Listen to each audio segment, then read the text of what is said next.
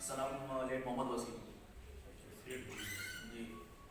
दरअसल मैं अपनी वाइफ को हॉस्पिटल लेके गया हुआ था और तकरीबन 9:30 बजे सुबह मॉर्निंग में लेके गया था। उस दिन उनका अल्ट्रासाउंड वगैरह होना था, इसलिए जो है वहाँ थोड़ा टाइम लग गया। हमको वहाँ टाइम हो गया था तकरीबन 12:30 पौने 1 की टाइमिंग हो गई थी।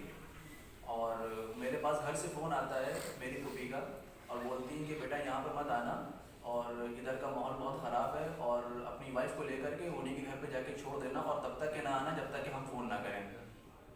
तो मैं अपनी वाइफ को लेकर के हॉस्पिटल से फिर उसी टाइम उनको उनके घर लेके चला गया था। उसी के बाद जब मैं घर पहुँचा हूँ तो आधे घंटे के बाद मेरी फूफी का फ़ोन आता है और वो बोलती है रो करके कि बेटा यहाँ का बहुत माहौल ख़राब हो चुका है और पुलिस वालों ने घर का दरवाज़ा तक के तोड़ दिया है अद्धे गुम्मों से और घर के शीशे और खिड़कियाँ वगैरह तोड़ दी हैं। तो ये सुन करके मेरा दिल थोड़ा सा जो है अंदर से सहम है, क्योंकि घर पे मेरी एक बहुत ही बुजुर्ग दादी हैं, बहुत ही ज़ईफ़ हैं और उनकी तबीयत ठीक नहीं रहती है।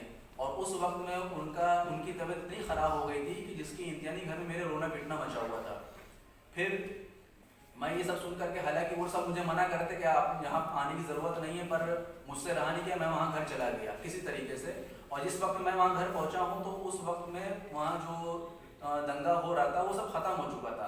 बाहर एक सिपाही था, तो मैंने उसको अपनी पूरी बात बताई। हमने कहा मेरी दादी बीमार है, उसकी तबीयत बहुत ज़्यादा ख़राब है, क्या मैं अभी जा सकता हूँ? तो उन्हीं ने कहा हाँ ठीक है जा सकते हो। तो मैं दूसरी तरफ से गया, जिधर पुलिस वाले खड़े थे मैं उधर से नहीं गया, मैं पीछे की गली की तरफ से गया और मैं घर के गेट के मैं उसको घर के गेट को नॉक कर रहा था। तभी उधर से पुलिस वालों ने दौड़ लगा दी। कम से कम 30-35 सामने से तो 30-35 पीछे से थे। उन सब ने मुझको मिल के पकड़ लिया, मेरे घर का गेट खोलने तक के मुझको मेरा गेट भी बिल्कुल ही खींच के बंद कर दिया, बाहर से सिटकनी लगा दी और उसके बाद मुझको मारने पीटने लगे, काफ़ी मुझको मारा पीटा और उसके बाद मुझे गाड़ी में बिठा दिया। पीछे से मेरी आवाज़ सुन करके मेरे दादी वगैरह आई और उन्होंने काफ़ी हाथ पैर भी जोड़े, पर उन लोगों ने मुझको नहीं छोड़ा और तमाम गाली गलौज करी, मारपीट करी, मारा और उसके बाद मुझको जो है थाने ले गए। और थाने भी मुझको वहाँ पे नहीं रखा जहाँ मेरा थाना लगता था, और अदर एरिया के थाने में मुझको ले जा करके वहाँ बंद कर दिया और मुझे काफ़ी मारा। फिर जेल भेजा गया। जेल के अंदर भी हमारे साथ कुछ ऐसी कैफियत हुई कि ना मेरी वहाँ पे कोई सुनवाई थी ना ही कुछ, और इतना मारा था कि मतलब मुझे किसी तरह की कोई दवा भी नहीं, कोई ट्यूब भी नहीं, कुछ भी नहीं दिया गया था।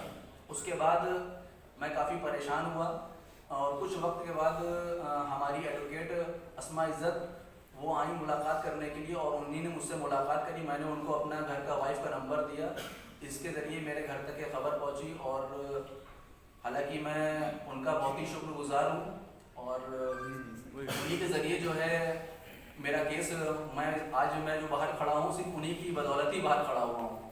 और आज मैं उनका शुक्रिया अदा करना चाहता हूँ कि कम से कम मुझे उन्हीं ने एक मौका दिया यहाँ पर अपनी बात कहने का। हालांकि मुझको लगता ही नहीं था कि मुझे अपनी कहीं मेरी कोई सुनवाई होगी, मेरी कोई बात होगी, मैं अपनी बात किसी से कह सकूँगा।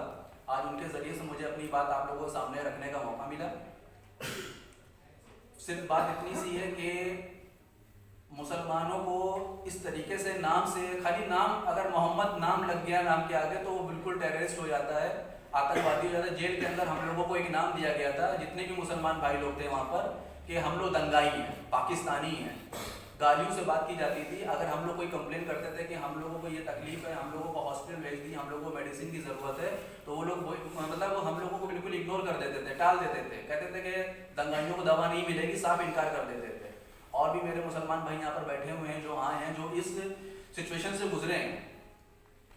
बस आप लोगों से यही मेरा कहना है कि आप लोगों के ज़रिए हम लोगों की जो भी थोड़ी बहुत हेल्प हो सकती है और जैसे भी हो सकती है हम लोगों की थोड़ी सी हेल्प आप लोग करें, ताकि और भी जो भाई अंदर हैं उनको भी कम से कम थोड़ी सी एक।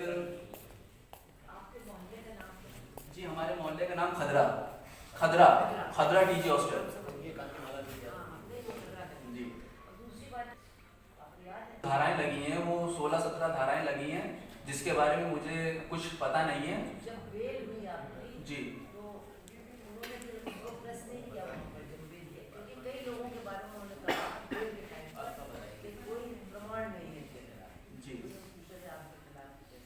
नहीं, हमारे खिलाफ मेरा कोई भी इन्वॉल्वमेंट नहीं था, मैं किसी भी प्रोटेस्ट में नहीं रहा हूँ। से शुक्रिया अदा करना चाहता हूँ और हमारे मंत्री यामीन खान साहब जिनके ज़रिए मैं यहाँ पर आया हूँ और हमारी